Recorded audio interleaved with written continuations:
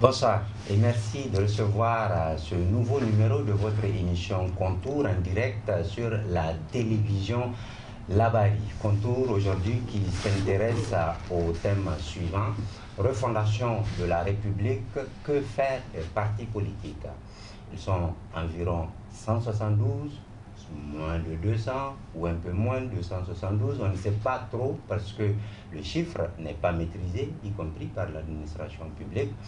Mais ils en parlent beaucoup des partis politiques depuis le 26 juillet 2023. Le 26 juillet qui a donné l'espoir d'un renouveau au Niger, qui a donné l'espoir d'une refondation de la République. Mais pour arriver à cela, il a fallu d'abord suspendre les activités des partis politiques pour avoir la sérénité requise afin de mettre en place les institutions de la transition. Ce qui en dit long quand même sur le rôle que qu'ont joué les partis politiques de notre pays. De toute façon, nous posons ce soir le débat ici à la télévision Labari pour tenter de savoir quel rôle les partis politiques ont joué dans l'instabilité politique de notre pays depuis la conférence nationale souveraine de 1991 et quelle peut être la perspective avec les partis politiques. Va-t-on laisser le statu quo pour se retrouver dans d'autres crises politiques et institutionnelles ou faut-il prendre des mesures conservatoires pour empêcher que les mêmes situations ne se répètent? Pour parler de cela, nous avons d'éminents invités ce soir dans le Contour. Il s'agit d'abord du professeur Issoufou Yahya. Professeur, bonsoir. Vous êtes historien et politologue, vous êtes bien connu du public nigérien, surtout dans l'espace médiatique. Merci de nous accorder votre temps pour discuter de ce sujet. Et juste à côté de vous, nous avons honorable Issaka Amanzo, qui est ancien député, donc acteur politique. C'est dire aussi à quel point le présent thème le concerne de très près. Merci d'être avec nous, honorable Issaka Amanzo. Alors, juste à ma gauche, nous avons quelqu'un qui est aussi bien connu, Tahirou Gimba. Il est président de parti politique, mais ici nous allons l'appeler acteur politique de la vieille classe politique. Monsieur Gimba, bonsoir. Bonsoir, bonsoir. Merci d'être avec nous ce soir. Et enfin, nous avons un jeune acteur politique, j'ai nommé Ousseini Sisseyero. Monsieur Ousseini, bonsoir. Bonsoir. Vous êtes jeune acteur politique. C'est dire que vous avez aussi votre mot à dire dans ce débat de ce soir. Merci à vous également d'être là et merci à nos téléspectateurs et téléspectatrices. Alors, professeur Issoufou Yahya, les partis politiques, que peut-on en faire dans ce processus de refondation de la République? Je vais droit au but. Merci, monsieur. Merci aussi pour votre invitation. Bonsoir aux téléspectateurs, bonsoir à mes amis qui sont sur le plateau. Alors, la question que vous avez posée est une question d'une actualité brûlante, mais c'est une question de fond.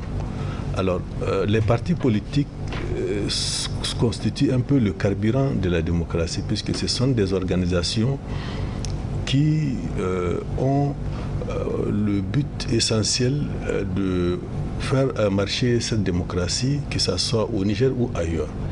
Alors, quoi en faire? Je pense que c'est une réflexion qui doit être mûrie et portée par tous dans l'intérêt de notre pays, mais surtout pour que dans les semaines, dans les années à venir, qu'il n'y ait plus d'instabilité.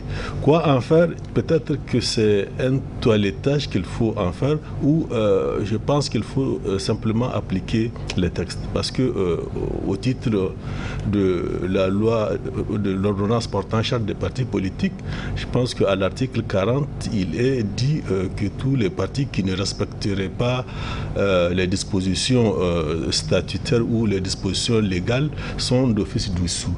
Et que sur un autre registre, si on s'en tient au rapport général de la Cour des comptes, il y a beaucoup à dire concernant la comptabilité. Concernant aussi les ressources, je pense qu'on ne sait pas les grandes formations politiques d'où elles tirent leurs ressources. Et je pense qu'il y a beaucoup de domaines dans lesquels on peut fouiller et voir si les partis politiques se conforment à la règle du droit. Et suspendre ou dissoudre carrément ceux qui ne se sont pas conformes. Bon, vous savez, la loi s'applique erga omnes, comme on dit. La loi, c'est la loi. Elle peut être dure, tendre, mais c'est la loi. Si le parti mérite d'être dissous, que ce soit dans le cadre du non-respect du statut ou par des dispositions judiciaires, il faut qu'il le soit. Donc je pense qu'il n'y a pas de demi-mesure, il faut appliquer les textes. La loi. Pensez-vous qu'il est possible de ne plus avoir de crise politique avec les partis politiques quand on sait que nous sommes à la 4e transition, je le disais tout à l'heure? Vous savez, la crise, ce n'est pas tant les partis politiques, mais ce sont les hommes au sommet qui les animent. Les différentes formations politiques, en grande partie, elles sont liées au grand homme, au chef du parti, donc qui a un rôle central et qui est toujours étiqueté, identifié à une région, à un clan, à tout ce que la Constitution punit par ailleurs, quand bien même elle est suspendue. Donc le problème, ce n'est pas tant les partis, mais ce sont les hommes qui les animent, c'est le fonctionnement au niveau de ces partis et surtout, malheureusement, on voit beaucoup plus l'intérêt de démolir que de construire. Sinon, il n'y a pas de problème majeur, mais il y a des problèmes d'hommes. Et ce sont ces problèmes qui réjaillissent et qui asphyxient la démocratie nigérienne, parce qu'on a des bons textes issus de la 7e République, mais l'application a posé problème parce qu'il y a des hommes qui ont mis de côté ces textes pour diriger selon leurs humeurs. D'accord, merci. Professeur, on va revenir avec vous. Alors, M. Issa Kamazo, pourquoi toujours des crises politiques avec les partis politiques? Des crises institutionnelles, je veux dire, avec les partis politiques. Qu'est-ce qui ne marche pas véritablement? Merci beaucoup, M. Hérault. Bismillahirrahmanirrahim. Le thème, c'est que faire des partis politiques. C'est gros. Et ça dit beaucoup de choses. Que faire des partis politiques? Il faut d'abord assainir. Il faut faire un toilettage. Il y a 172 partis politiques au Niger. Vous conviendrez avec moi que c'est trop. C'est trop. Il faut faire un toilettage. Il faut faire respecter les textes. Il faut que la justice fasse son travail. Mais la réalité, M. Issa Kamazo, c'est que la plupart de ces 172 partis ne jouent pas un rôle majeur. Il n'y a qu'une dizaine de partis qui sont tout le temps soit au pouvoir et à l'opposition et qui occupent l'espace véritablement. Les autres sont plutôt des structures satellitaires, si j'ose dire. Oui, Yoro, mais quand je parle de l'assainissement, moi je n'étiquette pas. C'est l'ensemble de la classe politique, l'ensemble des partis politiques qu'il faut assainir, effectivement, pour éviter ce que vous venez de dire. C'est un véritable problème, les partis politiques au Niger. Vous avez parlé de 4 transitions. Non, on a tendance à oublier la conférence nationale. Nous sommes à la 5e transition au Niger. La conférence nationale, c'est un coup d'état civil. Mais on a tendance à oublier. Si depuis 1990, nous sommes en 2023, ça fait presque 33 ans. Mais il faut s'arrêter. Il y a de l'ordre à mettre dans ça. Au Niger, nous avons des intellectuels. Le professeur a dit que les textes sont très bons, mais il manque d'application et il manque de volonté politique. J'ajoute, il manque de la justice. Les juges ont contribué à envenimer la situation politique au Niger. Donc il faut un assainissement. Voilà, en introduction, ce que j'ai fait. Un assainissement, lui, il a parlé des personnes, que les partis en tant que tels n'ont pas de problème, mais ceux qui animent les personnes. Alors, faut-il changer ces personnes ou que faut-il faire selon vous? Mais je ne pense pas que le changement de personnes peut aboutir à ce que nous cherchons. Excusez-moi de ce que je vais dire. La jeunesse de maintenant, là, nous sommes tous embarqués avec ce vieux-là. La gangrène, là, elle a atteint tous les niveaux. Moi, je veux plutôt qu'on évite de parler de personnes. Il faut faire des textes impersonnels. Il faut faire des textes impersonnels qui peuvent s'appliquer à tout le monde. On parle de la vieille classe politique, mais on va en parler. Mais il faut assainir ce qui existe déjà. Le professeur a dit, mais écoute, ce n'est pas le texte. Aujourd'hui, le véritable problème au Niger, c'est la gestion de 13 ans du PNDS derrière. Ne nous cachons pas la vérité. Avant le PNDS, il y a eu aussi des crises avant politiques. Le PNDS, en 99 et en 97 aussi avec le président Barry. Mais c'est toujours le PNDS. 2010 aussi. Voilà, et 2010. Toujours le PNDS est derrière. D'accord.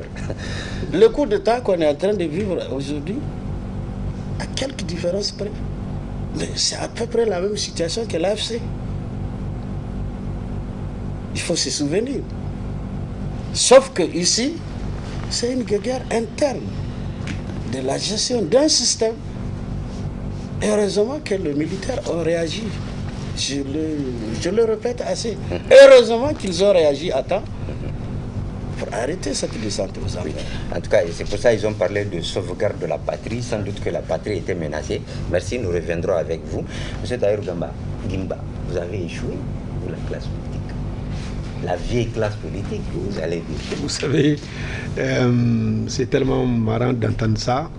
En réalité, comme l'a dit l'honorable député, au fait, tout est gangréné.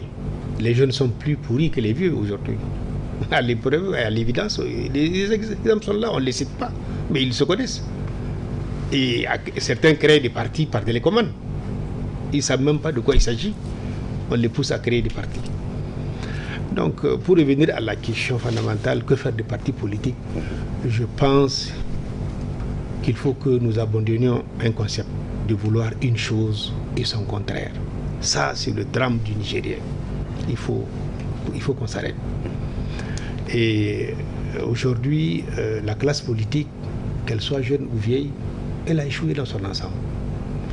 On est à la 5e transition, comme il le dit, c'est la conférence, c'est un coup d'État, en bonne et due forme. Moi, j'ai toujours dit qu'il y a eu 5 ou 6 coups d'État au Niger, ce n'est pas 5. Et c'est triste.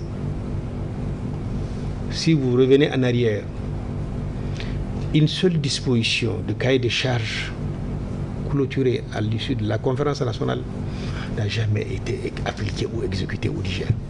Mais regardez, cherchez le cahier de charges, c'est que le bouquin qu'ils ont fait en dernier ressort, qui a appliqué quelque chose? Rien.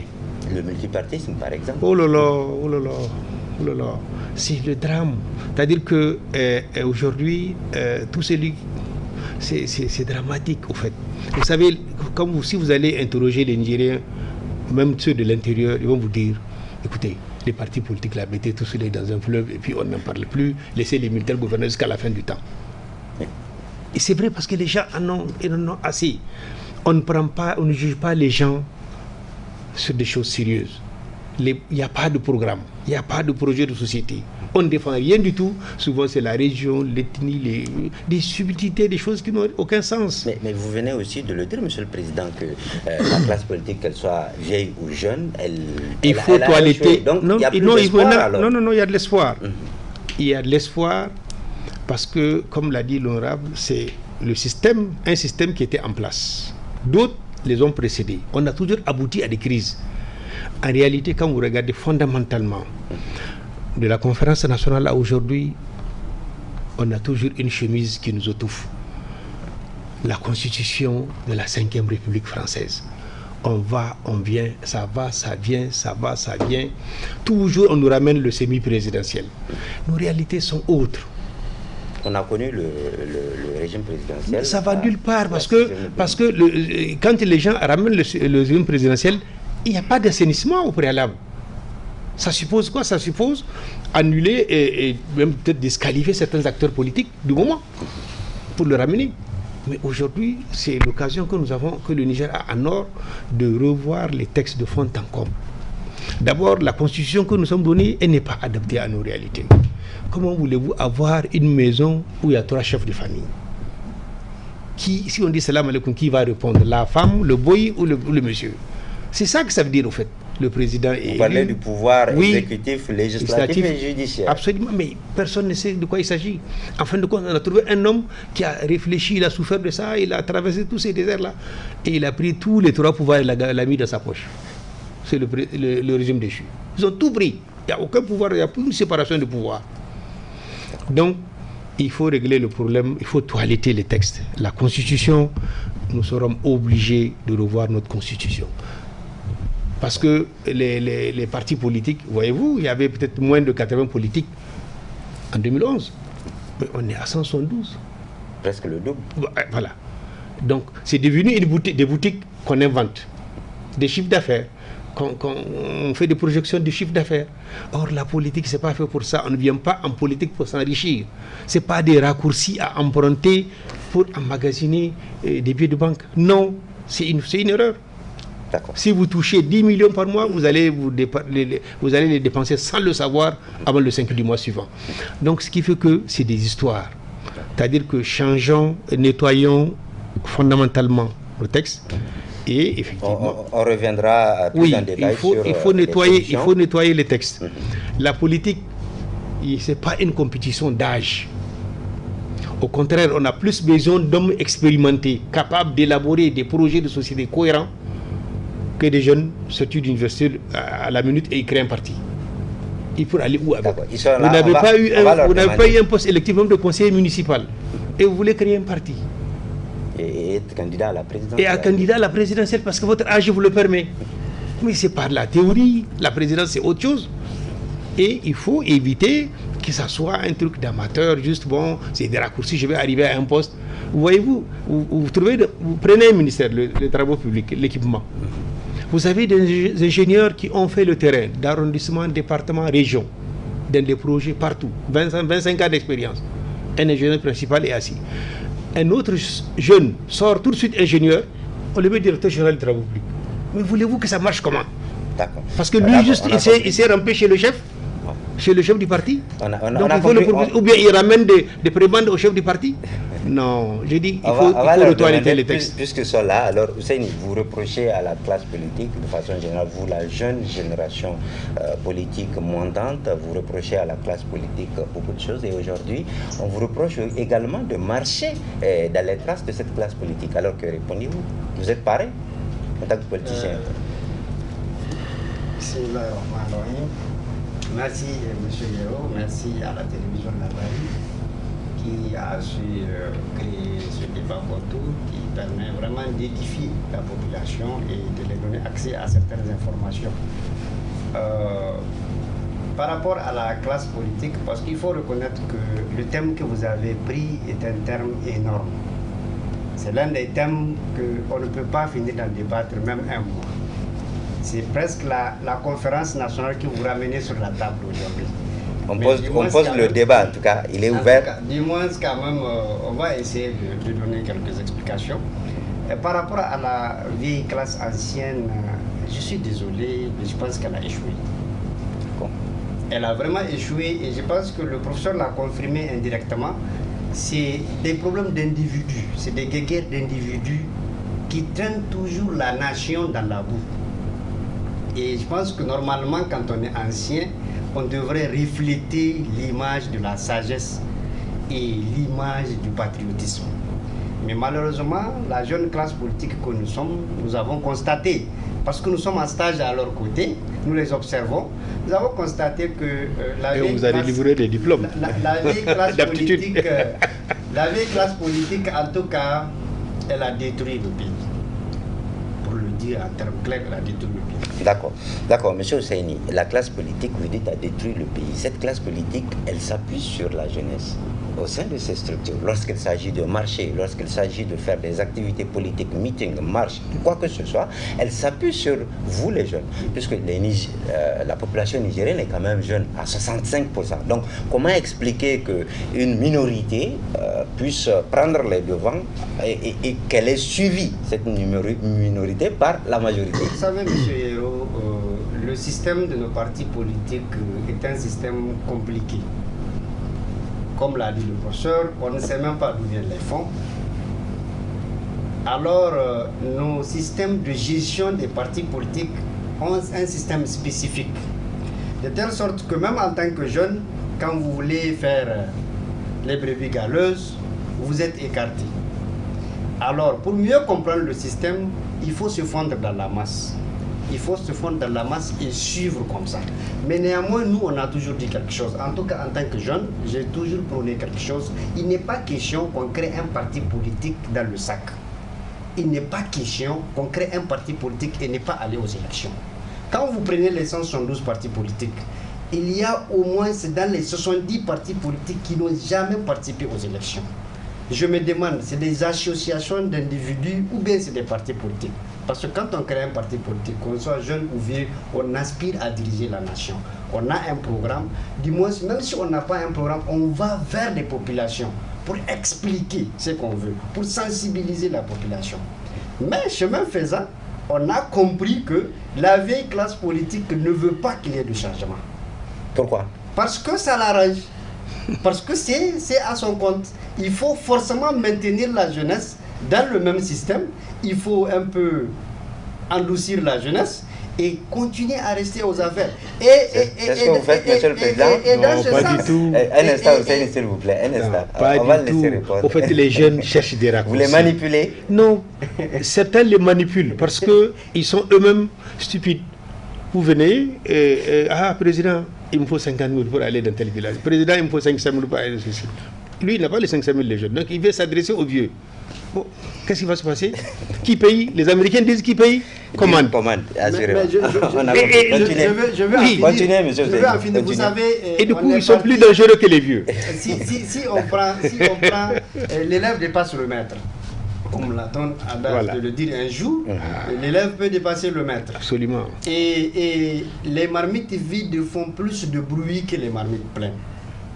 Nous, on a constaté que quand vous partez jusqu'à sur le terrain, quel que soit le niveau ou le sens de patriotisme que vous avez, vous allez trouver que la classe politique, elle a non seulement endouci la jeunesse, mais elle a aussi endouci les électeurs. Vous allez trouver même sur le terrain un système que vous ne pouvez pas changer. On a compris, les jeunes politiques n'arrivent pas à se frayer un chemin. Effectivement. Parce que justement, les électeurs sont plutôt avec la vieille classe politique. Voilà. C'est de cela qu'il s'agit. Merci. Avant de poursuivre ce débat, comme nous avons l'habitude de le faire toujours ici à la télévision Labari, nous avons préparé pour vous une rétrospective de la vie politique des partis politiques depuis la conférence nationale souveraine. Élément que je vous propose de suivre. Ensuite, on revient sur le plateau, Inch'Allah. Soyez assurés que je n'y ferai pas d'obstacle, car on n'arrête pas le courant de l'histoire. À tort ou à raison, certains analystes accusent les partis politiques d'être à l'origine, sinon les seuls responsables des crises institutionnelles ayant provoqué 4 coups d'État militaires depuis la fin de la conférence nationale souveraine. Ce qui est sûr, la démocratie multipartite a échoué dans la construction du pays et l'amélioration des conditions de vie du plus grand nombre. Mais faisons ensemble la rétrospective des 30 dernières années.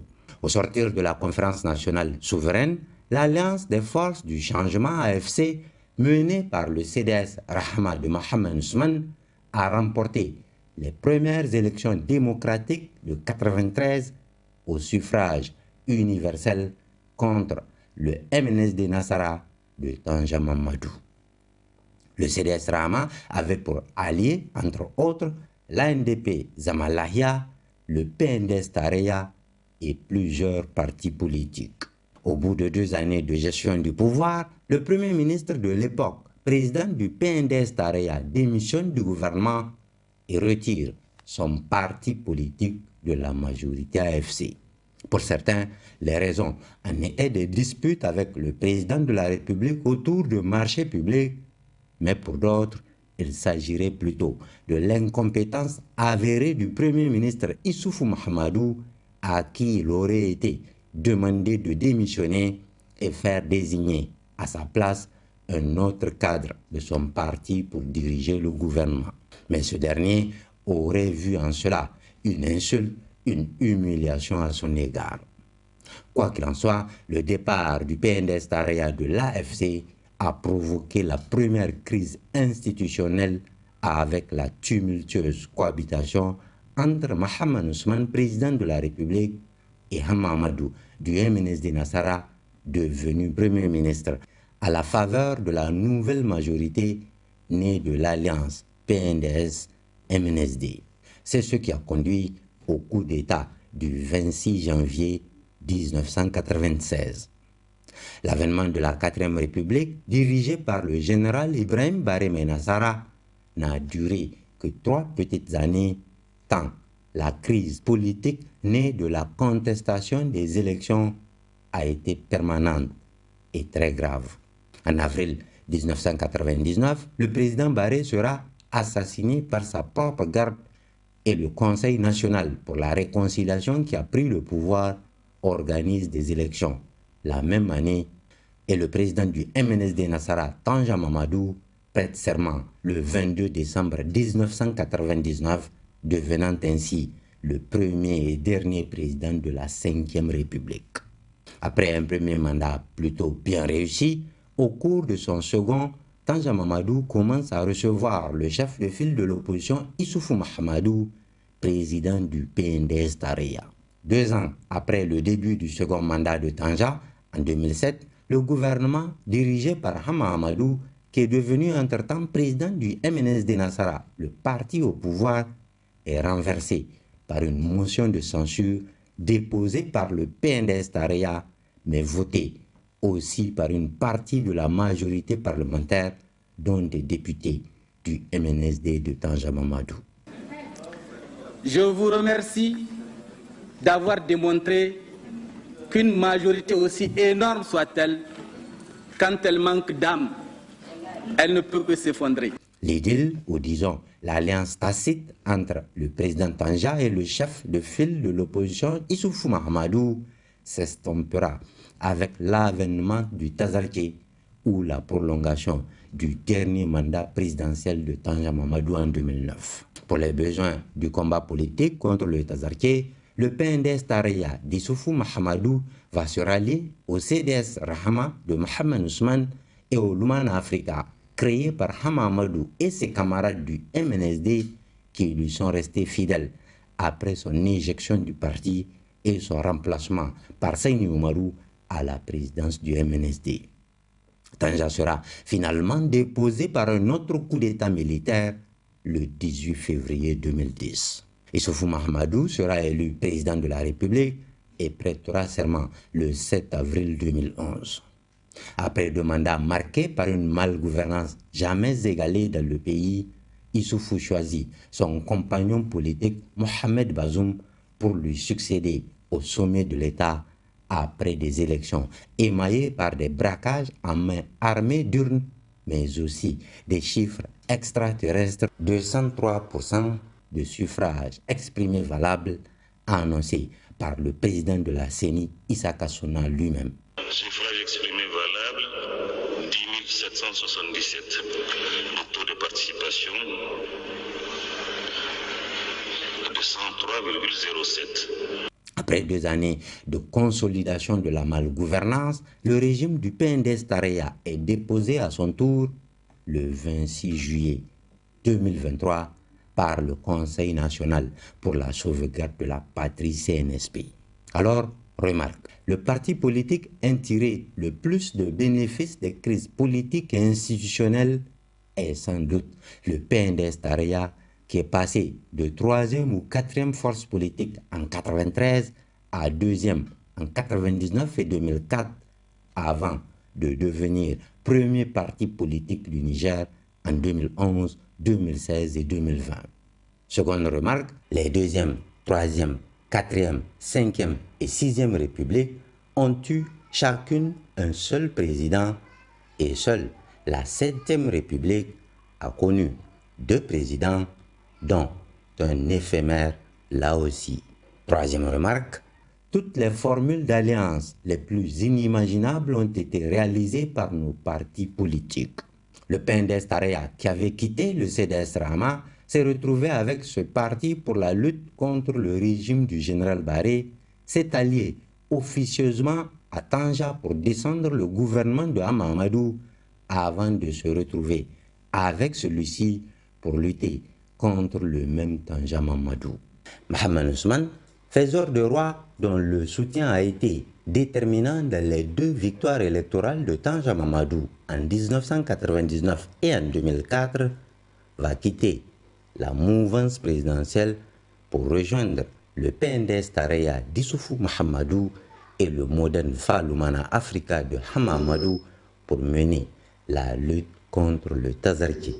Hama Amadou, qui avait quitté le MNSD Nassara, s'est rallié à ce parti dans l'ARN, Alliance pour la réconciliation du Niger, contre Issoufou Mahamadou, avant de soutenir à la surprise générale le même Issoufou Mahamadou, candidat du PNDS en 2011. Puis, en 2014, Hama Amadou quitte la MRN, Mouvance pour la Renaissance du Niger, pour rejoindre Mohamed Ousmane du CDS Rahma et Seynou Oumarou du MNSD Nassara, qui était chef de file de l'opposition. Après les élections de 2016, Seynou Oumarou et son MNSD quittent l'alliance de Hama Amadou et Mohamed Ousmane pour regagner la majorité présidentielle dirigée par le PNDS Tareya d'Issoufou Mahamadou. Décidément, on aura tout vu avec la classe politique nigérienne. D'abord, le président Tanja Mamadou, membre fondateur du MNSD Nassara. Voilà donc pour ce qui est de ce décryptage réalisé par la rédaction de la télévision Labari. Professeur, on a vu que d'alliances, tantôt des ennemis aujourd'hui, tantôt des amis aujourd'hui. Est-ce que cela ne va pas perdurer encore en ces temps de reformation? Sinon, qu'est-ce qu'il faut faire? Alors, avant de répondre directement à votre question, permettez-moi de faire un flashback dans le passé pour souligner que les années 89, 90, 91 étaient des années qui avaient suscité le même engouement, surtout la conférence nationale, que le coup d'État du 26 juillet. La conférence nationale a été un moment historique dans l'évolution du Niger. Maintenant, là où le bas blesse, c'est que de 90 à aujourd'hui, les différentes... Alors, au sens de la science politique, on parle de transition politique, mais la transition, je pense qu'elle aurait été bénéfique pour le pays si elle avait joué vraiment son rôle. Donc la conférence nationale a été courte et à un certain moment, elle a été déviée de son sens au sens politique. 98 jours, si j'ai bonne mémoire. Voilà. 100 jours. 100 jours. Moi, j'étais en première année d'université, donc c'est comme si c'était hier. Il y avait beaucoup d'espoir que cette conférence avait fondé et finalement, ça a eu l'ampleur que ça a eu ou l'envergure entre guillemets que ça a eu, et finalement ceux-là qui étaient venus au pouvoir manquaient de maturité. Et quand on parle de jeunes vieux, je pense qu'il n'y a pas de débat jeunes vieux, mais d'amour pour le pays. On parle de l'amour pour la patrie. Aujourd'hui, je pense que quel que soit l'âge, aimer son pays, c'est une qualité. Maintenant, toutes les transitions, elles n'ont pas joué le véritable rôle que devrait jouer une transition. Et c'est l'écueil que je suis en train de ne pas souhaiter à la présente transition. Alors, que ce soit le coup d'État du général Salou Djibou. C'était quoi le problème? Le problème, ces transitions n'ont pas joué véritablement? Je vais vous le dire. Prenons la dernière transition, celle du général Salou Djibou. Elle avait comme cahier de charge l'assainissement financier, la restauration de la démocratie et la réconciliation des Nigériens.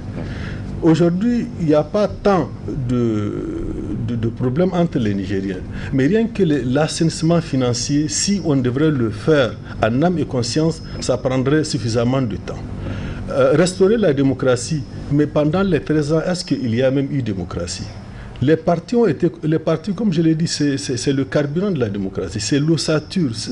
On a concassé ces partis politiques, on a acheté les parlementaires. C'est-à-dire que le jeu a été faussé au vu et au su de tout le monde, de toutes les institutions, y compris les institutions judiciaires et constitutionnelles. On a une cour constitutionnelle qui s'est toujours rangée du côté du pouvoir. Et ça, ou une commission électorale indépendante qui n'a d'indépendant que de nom. Tout cela, je pense qu'il faut le mettre sur justement le fait qu'il y ait eu un homme qui a écrasé le système, qui a mis de côté les textes, et je redis encore que ces textes étaient bons. Ces textes étaient impersonnels, mais ils n'ont jamais été appliqués, ils ont été mis de côté parce que quelqu'un s'est retrouvé avec suffisamment de pouvoir financier, de pouvoir politique, au point d'écarter les concurrents, alors que le jeu démocratique voudrait qu'on respecte l'opposant. C'est un opposant politique, ce n'est pas un ennemi. Les opposants, ce sont des Nigériens qui aspirent légitimement à diriger le pays en fonction des règles politiques. Donc, si la transition, même celle-ci, ne joue pas le véritable rôle d'une transition, eh bien, on va retourner à la case de départ. Et j'en veux pour preuve 2 exemples. Regardez en Afrique du Sud, quand Mandela est venu au pouvoir, il n'a fait qu'un seul mandat. On lui demandait de rester, dire non, moi j'ai servi le pays, il a assis les fondements d'une véritable démocratie. Avant lui, regardez ce qui s'est passé au Ghana, où la transition a pris le temps nécessaire de Rawlings pour asseoir une gouvernance saine. Ce n'est pas ce qui a été fait au Niger, que ce soit pendant la conférence nationale ou durant le régime du feu général Barry ou le régime Wanké encore. Mais au Niger, il y a toujours cette pression de la communauté internationale. Actuellement, le Niger vit les conséquences, où on est sous embargo, il faut rapidement faire des élections. Monsieur, un pays, c'est la gouvernance qui doit s'incruster et s'installer dans la durée. Les partis politiques sont des organisations permanentes, normalement qui s'inscrivent dans la durée. Mais un pays, il est permanent. Donc, asseoir les bases nécessaires de fondation ou de refondation d'un pays, il faut prendre le temps qu'il faut et l'envergure qu'il faut pour que demain, on ne retombe pas à la case de départ. Donc, si... Vous pensez qu'avec les mêmes partis politiques que nous avons aujourd'hui, demain, si on organise des élections, on ne va pas retomber dans les mêmes crises? Si je prends le cas du Congo, il y a presque 1000 partis politiques. On a 170. Parce que le constituant, en 91 a voulu que le multipartisme soit intégral. Alors, normalement, et le président Ngimba l'a souligné, la nature des régimes qu'on nous impose fait qu'il y ait ceux-là qui créent des partis, non pas pour compétir, mais pour être des comités de soutien. Voilà. Comment empêcher ça? L'ordonnance portant charte des partis politiques est très claire. Elle dit que tout parti politique qui ne participe pas à des élections consécutives est dissous d'office. C'est le ministère en charge de l'Intérieur qui ne joue pas son rôle. Et c'est la direction qui doit contrôler les activités des partis politiques qui ne joue pas son rôle. Sinon, même la Cour des comptes, quand on prend même le premier rapport général public qu'elle a rendu, il dit que les partis politiques au Niger ne sont pas de bonne moralité. Qui peut dire encore mieux? Donc, il y a des faits qui sont là, mais les conséquences logiques qui devraient en découler ne sont pas prises. Oui, et finalement, on a à un certain moment une judiciarisation voulue et volontaire de tout ce qui a trait au parti politique pour arracher le parti à X et le donner à Y, ou bien arracher de chez Y pour le donner. Et ça, je pense que la maturité politique émanant de l'esprit de la conférence nationale et surtout des régimes antérieurs qui n'ont pas voulu détruire les leaders, qui ont laissé le jeu démocratique se faire, je pense que ça commande à ce que... moi, j'ai beaucoup de respect pour Maman Ousmane. Et organiser les élections, les perdre et rester digne et démocrate, mais c'est ce qu'on aurait aimé, moi personnellement, voir au niveau, cet état d'esprit, au niveau de tous ces leaders. Mettre en avant l'intérêt national du Niger que sa propre personne. On l'a vu, mais là aussi vous venez de soulever un problème très important quand vous parlez du ministère de l'Intérieur. Le ministère de l'Intérieur est occupé par un politique et le politique, il est dans un parti qui a alliance avec les autres partis. Comment est-ce qu'on veut qu'un homme politique décide d'appliquer la loi aux partis, à ses partis alliés? C'est à ce niveau que ça pose un problème d'impunité. Non, ce n'est rien d'autre que le respect des dispositions. Dans la Constitution, bon, c'est vrai qu'elle est suspendue ou qu'elle est suspendue. Dans la charte des partis politiques, il y a des institutionnels qui sont assermentés d'une certaine façon et qui sont astreints de ne jouer aucun rôle politique, y compris quand on élit un président de la République. On dit qu'il est au-dessus du jeu partisan. Mais parce qu'il y a, tout simplement parce qu'il y a deux pouvoirs. Il y a le pouvoir politique et il y a le pouvoir institutionnel. La dimension politique conduit à la dimension institutionnelle. Une fois qu'on devient président de la République, on est président de tous les Nigériens. Mais vous avez vu même un candidat, un président qui a imposé son successeur, qui jouait un rôle dans sa formation politique. Ça, c'est une violation de la Constitution, mais il n'y a que la Cour constitutionnelle qui ne l'avait pas vu. Deuxième chose, le ministre de l'Intérieur, c'est un ministre de la République. On dit le respect de la carrière des honneurs. Être ministre, c'est un honneur qui vous est fait pour servir votre pays et respecter les dispositions. Eh bien, le ministre en charge de l'Intérieur devrait être et se sentir homme d'État, respecter les textes qu'il doit appliquer à l'égard de qui que ce soit. Et c'est ça qui n'a pas été respecté, qui n'a pas été fait pendant toutes ces années. Si bien que... D'accord, on a compris, professeur, on va revenir dessus. Alors, M. Issa Mazo, les partis politiques, c'est le favoritisme, c'est...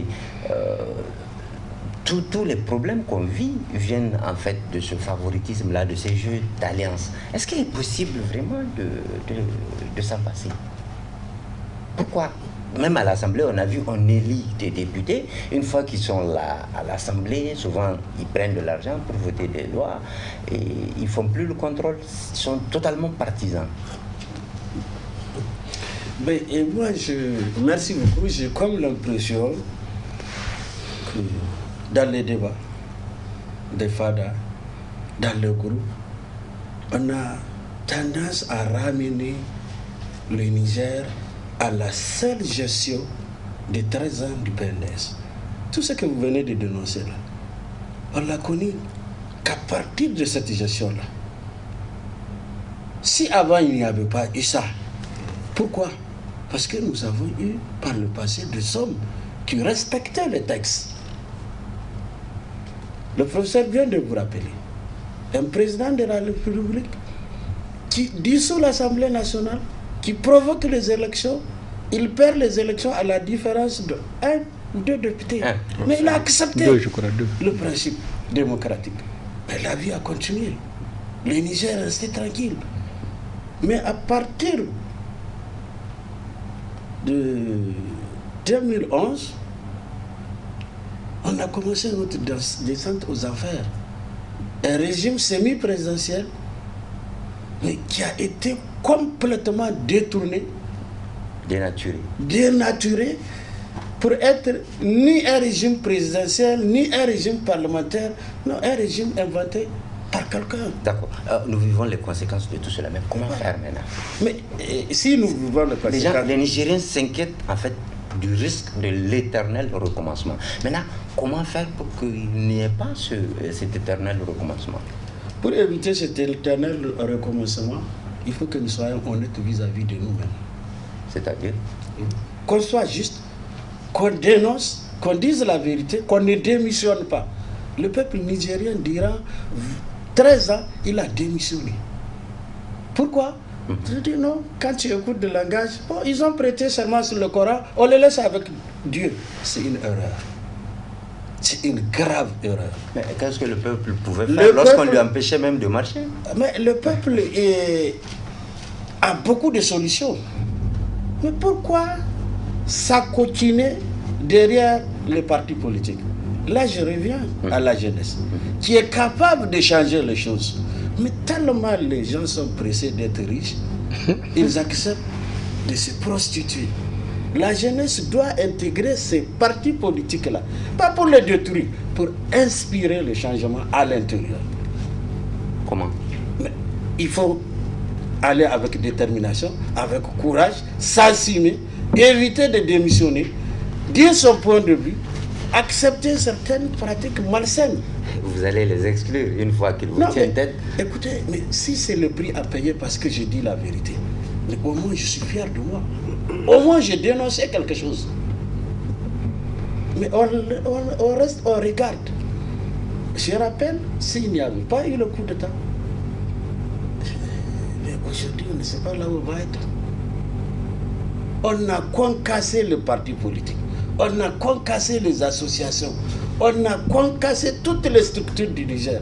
Même nos enseignants-chercheurs qui incarnent le savoir dans le pays ont été traversés par cette crise. Parce qu'il y en a qui ont donné la tête à cause de l'argent. Mais c'est tout ça qu'il faut arrêter. C'est tout ça qu'il faut mettre dans le paquet de l'assise qui va avoir lieu dans les jours à venir. Mais là, il faut que les gens acceptent de parler honnêtement, de dire la vérité, d'éviter de démissionner. Non, nous avons besoin d'un changement dans ce pays-là. Tout à l'heure, le grand frère l'a dit. Si nous ratons cette transition-là, ce serait foutu pour le Niger. Les militaires qui ont pris le pouvoir, moi je dis, ils ont osé, en suspendant le parti politique, en nommant le préfet, le gouverneur militaire. Mais c'est un message qu'ils nous ont donné. Nous ne sommes pas venus pour nous éterniser. Nous voulons que vous ayez conscience qu'il faut que vous vous réorganisez. Donc on ne rentre pas dans les jeux politiques dès le départ. Vous êtes suspendus. Les activités sont suspendues. Ce n'est pas les partis politiques qui sont suspendus. Mais il reste quelque chose. Les militaires nous écoutent. Je crois qu'il y a un travail qui n'est pas achevé. Lequel? Il faut dissoudre le conseil municipal. Il faut dissoudre le conseil régional également. D'accord, ça c'est notre. Si nous voulons faire réellement table rase de tout, mais il faut arriver à ça. Ça c'est notre débat qu'on abordera peut-être dans un autre thème. Alors, président Tahirou Guimba, finalement tout est pourri dans la société et ça pousse au désespoir, en tout cas au sentiment de croire qu'il ne peut pas y avoir de changement avec les mêmes personnes. Non, moi je pense qu'on peut changer. Et nous devrons changer et nous allons changer. Parce que, dites-vous bien, contrairement à ce que dit le fiston, en 1993, Mouma Ousmane était très jeune, inexpérimenté. Il n'avait occupé aucune fonction de grande dimension. Mohamed Issou, pareil, il était dans les mines, il creusait les mines là-bas, il ne connaît rien de l'administration. Le seul expérimenté, c'était Germain Koy, qui les a suivis. Et c'est pour vous dire un peu, c'est des jeunes qui ont pris le pouvoir en 1993. Changement, Tchandjiko de Gatali. Ils l'ont fait. À peine 40 ans ou moins de 40 ans. Les Mohamed Ousmane et les Mohamed Issou. Ils sont arrivés ils ne savent pas quoi faire avec. Tchandji, ils sont arrivés à Gadam. Voilà l'affaire. Le décor est planté. Il y a seulement qui est expérimenté. Et le plus souvent, bon, ils se sont accommodés de lui parce qu'il n'y a pas d'autres issues. Et les élections de 1993 et même celles qui vont suivre par la suite ont démontré aux Nigériens le caractère unique du Niger. C'est-à-dire que ceux qui cherchent à diviser le Niger, telle machin, on ne peut pas faire l'autre sans l'autre. Les gens ont bien compris, je crois, que le message. On ne peut rien faire sans les anciens là. On ne peut rien faire sans les jeunes. Maintenant, les jeunes sont devant. Premier ministre, président de la République, jeunes. Ils n'ont pas occupé de hautes fonctions de l'administration d'État. Ils ne connaissent rien de l'administration du public. Les deux. 9. Oui, 9. Et voilà un vieux parmi eux et qui était président de l'Assemblée nationale. Et c'est un homme de consensus, donc il aime tout ce qui est Agyara, lui Germakoy. C'est un militaire, c'est vrai, mais, excusez-moi du terme, mais très civilisé, qui aimait donc arrondir les angles pour avancer. Il a attiré l'attention des jeunes. Mais les jeunes, ils étaient tellement pleins de fougue de leur jeunesse, ils ont tout cassé. On est revenu à la case départ, un coup d'État, bam, bam, bam. Cohabitation et puis coup d'État. Et puis finalement, et je peux vous dire, maintenant l'avenir, c'est l'avenir qui nous... L'avenir là, on ne peut pas faire cet avenir sans les vieux et sans les jeunes là et sans les femmes. Les jeunes, enlevez de votre tête. On n'a vu personne mettre son vieux père au marché ou son grand-père. Donc enlevez de votre tête que vous pouvez évoluer sans les vieux là. Et les vieux, eux, ils sont déjà conscients, hein? Ils ont fidélisé certains d'entre vous de leur formation politique. Oui, les vieux sont conscients qu'ils ne peuvent rien faire sans les jeunes. Et les jeunes doivent se mettre dans la tête.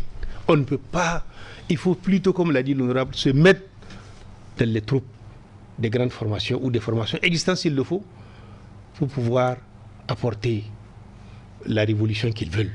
Mais isolement pris, ils vont aller où? La société, elle est conservatrice, notre société. Il ne faut pas l'oublier. Une femme, écoutez, une femme s'est présentée aux élections de 2011, je crois. Mais les femmes font un candidat ou 53% de la population. Elle n'a pas eu 1%. C'est pour vous dire un peu, on est dans une société, il faut être réaliste. C'est trop tôt. Même la France, même les États-Unis ne veulent pas d'une présidente. Même les Américains et les Français ne veulent pas des présidentes femmes. Ils les évitent. Hillary Clinton a été élue, mais ils ont trouvé les astuces. Oui, elle a plus de voix que le père Trump. Mais en France, Ségolène Royal, elle a fait même tout récemment, Marie Le Pen. Il n'y a pas ce qu'elle n'a pas fait comme gesticulation. Mais même leur société ne sont pas prêtes à accueillir des femmes comme présidentes. C'est des illusions que les gens se font. Alors on veut aujourd'hui tout de suite qu'un jeune de 25 ans, il peut être président comme Traoré, s'il a un fusil. Mais tu n'as pas de fusil. Donc si c'est des idées que tu as, conçois bien tes projets, accepte d'aller avec les vieux et les moins vieux, apprendre et évoluer. Comment voulez-vous, tu es chargé d'enseignement, ou professeur même, enseignant-chercheur à l'université, mais il te faut du temps pour comprendre l'administration dans laquelle même tu es, le milieu. Figurez-vous, le régime déchu là, il a acheté tous les syndicats d'élèves et étudiants. Il n'arrive pas. Comment on a tué 3 jeunes à Terra, à bout portant. L'armée française a abattu 3 jeunes. Aucun universitaire. Vous n'êtes pas sortis. Et alors c'est quoi la jeunesse? Donc on tue des jeunes, les jeunes ne peuvent pas sortir. Maintenant, c'est mieux de dire, oui, Malabagalé. Et on vous donne des enveloppes la nuit, vous et vos parents, et puis c'est fini, c'est terminé. J'aimerais qu'on parle un peu des alliances en fait. Les alliances là, c'est des alliances contre nature. Tout ça, c'est un manque de sérieux. C'est-à-dire que les plus anciens, ou même les jeunes, il y a des jeunes aussi qui sont pires que les anciens. Qui créent des partis pour les écoutez, ils ont une idéologie précise en créant leur parti. Ils ont des projets de société différents complètement de celui qui peut-être peut gagner le pouvoir.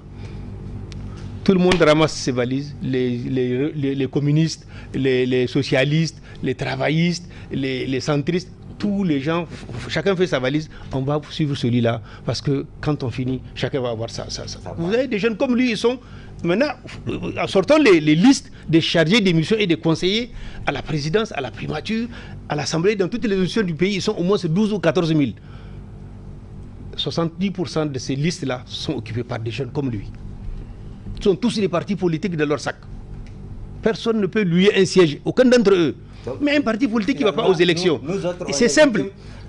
Oui, c'est un complot. La vieille classe et la jeune classe. Écrit, il faut balayer les vieux. Mais c'est juste pour se faire une place à côté des vieux. Parce que ça ne dépasse pas ça. Donc, évitons ça. Il n'y a pas une crise de génération dans la politique. Il n'y a pas de retraite en politique. Méfiez-vous. Il n'y a jamais de retraite. La Tunisie a donné un exemple. Il y a à peine 5-6 ans. La Tunisie a élu un président qui a 88 ans. Contre un jeune de 46 ans. Il est resté 4 ans, je crois que 9 mois. Il est décédé. Donc c'est pour vous dire un peu, attendez, c'est plus une fois à dire, non, toute la classe politique, eux-mêmes, les jeunes aujourd'hui, on les a vus à l'épreuve. Ils sont capables de tout. Ils ont un projet de société, les tests des statuts et règlements de leur parti. C'est comme le jour et la nuit avec les partis qui dominent. Mais ils suivent les partis qui dominent pour avoir à boire et à manger. Merci. Alors ça, quel type de dire balayer les vieux? Non, restez serein. faites des projets, acceptez d'apprendre. Moi, j'ai vu un jeune, il m'a invité à un congrès, il y a à peine un an, au centre des métiers et des arts, là, il me dit, il était à l'extérieur, il me dit, tonton, il faut vraiment... Je suis parti, ils étaient 6. 6. Et il n'y a pas un d'entre eux qui s'est attaché à un pantalon. Ils étaient 6. J'ai dit, mais jeune homme, quelle est ta formation? Je suis informaticien. J'ai dit, bon, si tu n'es pas ingénieur, va aller. Tu finis jusqu'à ce que tu sois ingénieur et apprends, maîtrise d'abord l'outil là. Ce que tu sais faire, les gens confondent tout. Les jeunes doivent se dire la vérité. Il faut apprendre à maîtriser votre métier, le savoir-faire. Si vous êtes des enseignants, alors cherchez, si vous êtes instituteur tout court, cherchez à devenir conseiller pédagogique, inspecteur, avant de vous lancer. Vous aurez le temps d'apprendre l'administration, ne serait-ce que l'administration scolaire. Ça, elle peut vous aider. Mais comme ça, de tout go là, si vous sortez, même si vous avez un PhD et que vous tombez dans l'arène politique, vous êtes perdu. Et vous risquez de devenir un clochard, presque un délinquant derrière les vieux là. Ce qui fait que, pour revenir à ces choses-là, le changement là, le changement, nous pouvons le faire. Comment? Il faut assainir les textes. Et il faut chercher la moralité aussi des acteurs. Oui, même si les textes sont bons, il faut les améliorer parce qu'on a vu les failles qu'il y a dedans. On a vu les failles. Sinon, le régime de Chula là n'allait pas nous amener dans un régime hitlérien où personne ne peut parler. Même les députés ont voté une DPG rectifiée qui nous a amené l'armée française, maintenant qui ne veut plus partir. Il a fallu qu'elle lutte. Et il a fallu détruire le Niger pour ça. D'accord, on y va rapidement. Donc, vous avez dit les textes. Les textes, il faut les toiletter, sincèrement. La moralité, parce que comment voulez-vous laisser n'importe qui créer un parti? Il faut arriver à ça. Il faut que ça soit clair et net. Ok? Limiter. Il faut, par décret, vous ne pouvez pas limiter le nombre de partis, puisque le constituant a voulu que ça soit une démocratie intégrale. La seule façon de les limiter, c'est de dire tout celui qui ne va pas aux élections, out. Et si tu vas aux élections locales, on t'exige un conseiller, au moins c'est d'une région sur les 8 régions, au moins avoir 5 conseillers répartis dans les 5 régions. Si tu n'as pas ça aussi, si tu veux aller aux élections régionales, pareil. Si tu veux aller aux législatives, tu n'as pas eu un député, tu sors. Si tu veux aller à la présidentielle, tu n'as pas 5% de suffrage, tu sors. C'est pas compliqué. Au bout de compte, tu vas aller trouver 8 ou 12 partis, maximum au Niger, que nous pouvons financer nous-mêmes nos élections, que d'avoir 150 partis, et les 112 partis là.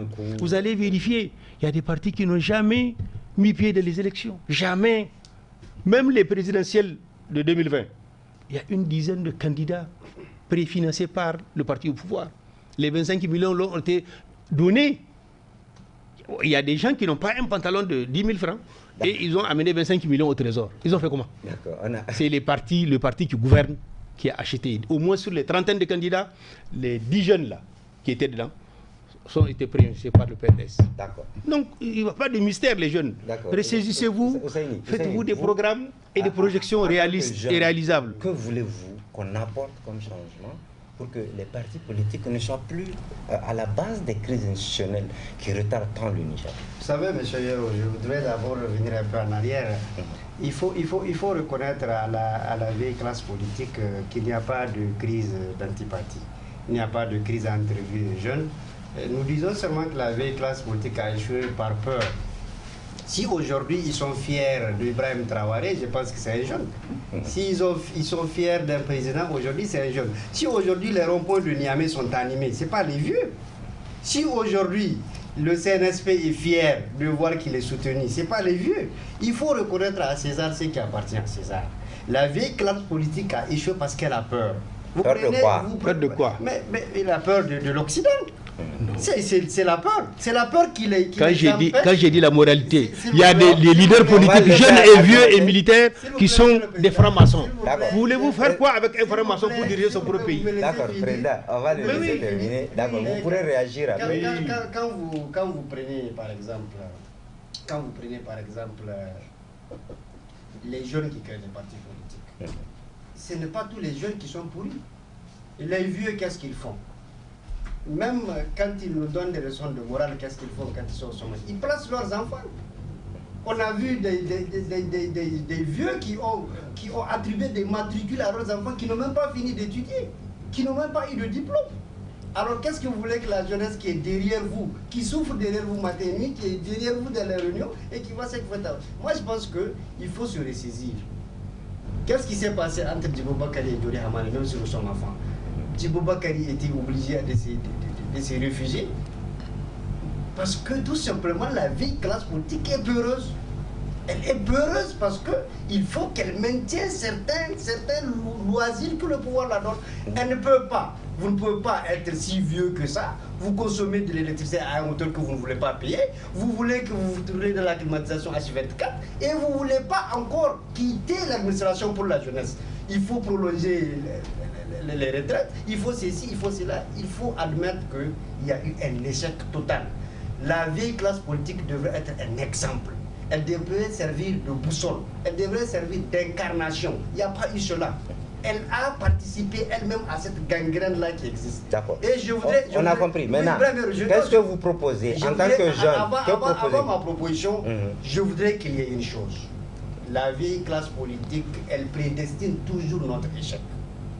Aujourd'hui, le CNSP, les gens sont là en train de dire que X a sa main derrière Tchani. Il faut qu'on se dise la vérité. Quand on est patriote, on est patriote. Qu'on croit aux militaires ou qu'on les laisse. Mais il ne faut pas faire croire à la jeunesse que non, le monsieur là, parce qu'il n'est pas arrêté, c'est toujours lui qui dirige. C'est ça l'échec de la nation. C'est ça l'échec du Niger. Les gens ont toujours tendance à nous faire croire que non, voici ce qui va se passer. Si le monsieur là ne fait pas attention, voici ce qui... Et le PNS que les gens disent, je suis désolé en tant que jeune. Je suis désolé, le PNS avait le soutien de presque 100 partis politiques. Ils ne sont pas nigériens, ils ne sont pas dignes fils de la nation. Ces gens qu'on cassé, ils ne sont pas nigériens. Ils n'ont pas l'amour de la patrie. Pourquoi ont-ils laissé Issoufou les qu'on cassé? Parce qu'ils veulent manger. Parce qu'ils ont vendu leur dignité. Non, c'est pas parce qu'il a le pouvoir. Issoufou n'a pas intimidé les gens par le pouvoir, mais par l'argent. Même s'il y a eu intimidation. Mais pourquoi les gens ont accepté l'argent au détriment de la nation? Ils sont comptables. Moi, je pense que quand on est dans une coalition, dans une mouvance, nous sommes tous comptables de ce qui s'est passé. Il ne faut pas jeter la faute sur X ou Y. Les députés, qu'ils soient de l'opposition ou de la majorité, n'ont-ils pas voté des lois qui ont tué la nation? N'ont-ils pas voté des lois qui ont amené le pays à genoux? Mais aujourd'hui, on rejette tout sur le PNS. Pourquoi? Donc, je voudrais, s'il vous plaît, finir. Rapidement. Je voudrais, s'il vous plaît, finir. La solution qu'il faut, c'est une solution de patriotisme. C'est la première fois qu'on voit au Niger que la rue enseigne l'hymne national. C'est la première fois qu'on voit au Niger des gens aimer le drapeau du Niger. C'est du jamais vu.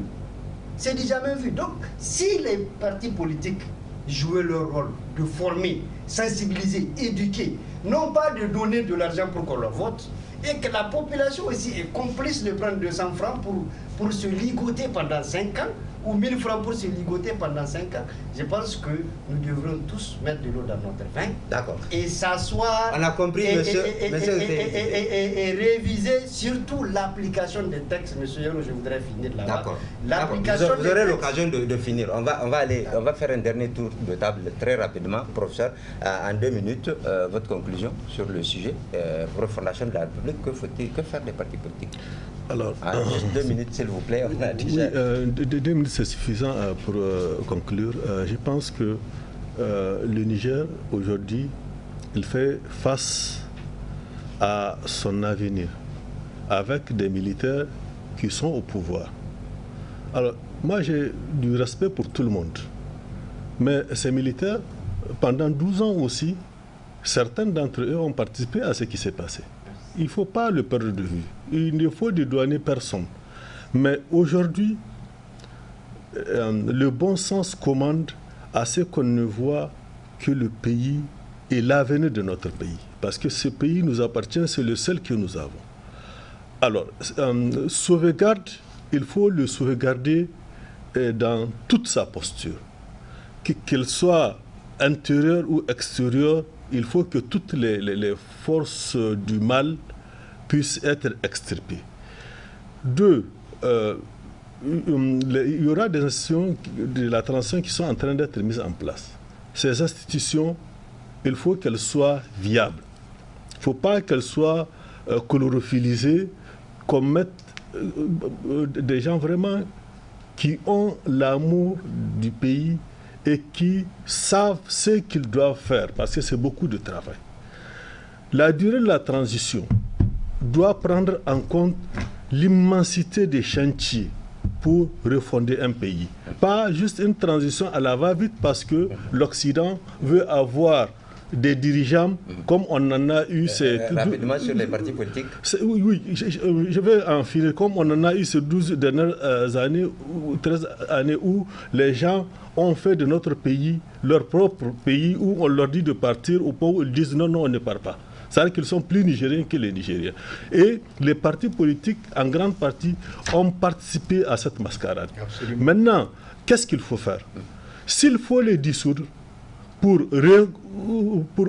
faire, comme on dit, redistribuer les cartes, pourquoi pas? Mais à condition de le faire dans une certaine équité. Maintenant, si ça ne peut pas se faire, il faut appliquer les textes sur toute la durée au moins de cette transition, appliquer les textes. Quels sont ceux-là qui n'ont pas participé au moins à des élections? Il n'y a plus de partis. Quels sont ceux-là qui n'ont pas de compte politique? Il n'y a plus de partis. Quels sont ceux-là qui n'ont pas pu justifier leur financement, etc., etc. Les critères sont dans cette loi portant charte des partis politiques. Il faut l'appliquer dans toute sa rigueur. Je pense qu'on éliminait une partie des problèmes. Merci beaucoup, professeur Issoufou Yahya. Je rappelle que vous êtes historien et politologue. On avance avec vous très rapidement, M. Isaac Manzo. Une conclusion très brève, s'il vous plaît. La conclusion va être difficile parce que j'ai comme l'impression que nous fuyons la réalité des choses. Imaginez un peu qu'il n'y ait pas eu Tazarti. On n'allait pas vivre cette situation. D'accord. Ça, c'est l'histoire. Non, je veux rappeler à la jeunesse, si le PNDS, où je n'aime pas parler de personne, je préfère parler du parti, donc il a corrompre les gens, c'est parce qu'ils sont au pouvoir. Les autres avant eux, s'ils avaient fait la même chose, le PNDS n'allait pas exister. C'est clair. J'aimerais bien que la jeunesse comprenne ça. D'accord. Maintenant, si nous voulons changer les choses, je me répète, il faut que la jeunesse rentre dans le système pour impulser ce changement-là. Le mal est déjà fait. On ne va pas passer tout notre temps à pleurnicher. On a trop souffert. Et si nous ratons cette transition, je n'aime pas imaginer la suite. N'est-ce pas? Maintenant, le parti politique, le toilettage est très clair, le professeur vient de le dire. Il suffit d'appliquer le texte des partis politiques. La Cour de compte, elle n'a cité que 5 partis politiques qui ont déposé formellement le rapport. Dans les 172 partis politiques. On ne peut pas continuer comme ça. D'accord, on a compris. Merci. Donc,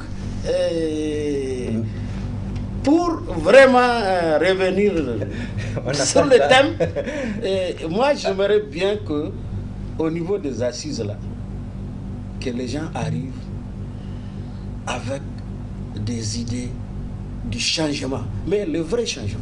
D'accord. Pour faire un débat honnête. D'accord. Dépassionné. Merci, monsieur Isaac Manzo. Je rappelle que vous êtes ancien député. Président Gimba, vous avez déjà beaucoup parlé, donc en 1 minute. Bon, d'accord, 1 ou 2, ça me conviendrait. Comme l'a dit le professeur et l'honorable député, et je l'ai dit d'entrée de jeu, on veut une chose et son contraire en même temps, et c'est dangereux. Les textes sont là. Il faut les examiner. Ils sont bons a priori. Mais au Niger, c'est les hommes qui ne sont pas bons. Et il faut faire en sorte... Le patriotisme s'apprend à bas âge pour remonter avec. Or, quand vous prenez, vous prenez un responsable des étudiants qui a un V8, qui a une villa, alors il va défendre quoi? Quel type de moralité il va donner à qui? À quel vieux?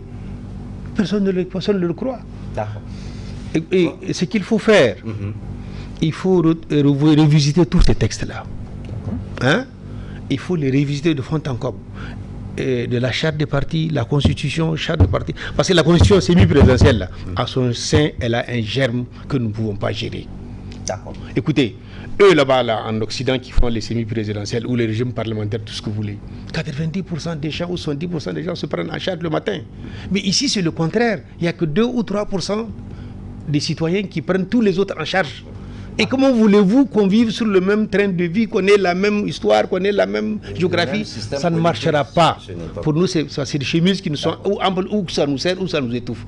Il faut l'accepter. Deuxièmement, la charte de parti politique, il faut l'étouffer. La moralité, quand j'ai dit la moralité, aujourd'hui, le coup d'État, tout le monde sait que c'est salutaire. Même les gens du PNDS sincères te diront, voilà, on a tellement déconné que nous-mêmes, on ne savait pas où aller. Ils vont te le dire. Donc, écoutez. C'est l'heure de la réduction. Non, je sais. Mais ce qu'il faut retenir, c'est que, comment dirais-je, il faut moraliser la vie politique. Quelqu'un qui est franc-maçon, qui a prêté serment en France là-bas, chez Macron, il va faire quoi pour défendre le Niger, pour s'occuper du développement du Niger, qu'il soit jeune, vieux, militaire ou civil. Les francs, attends, ces gens qui sont dans ces sectes-là, ils sont dans tous les compartiments de notre société. D'accord. On va revenir dessus. Le coup d'État là, tout le monde sait que c'est salutaire. Combien de leaders de partis politiques est sorti dire j'approuve le coup d'État? Très peu. Très peu.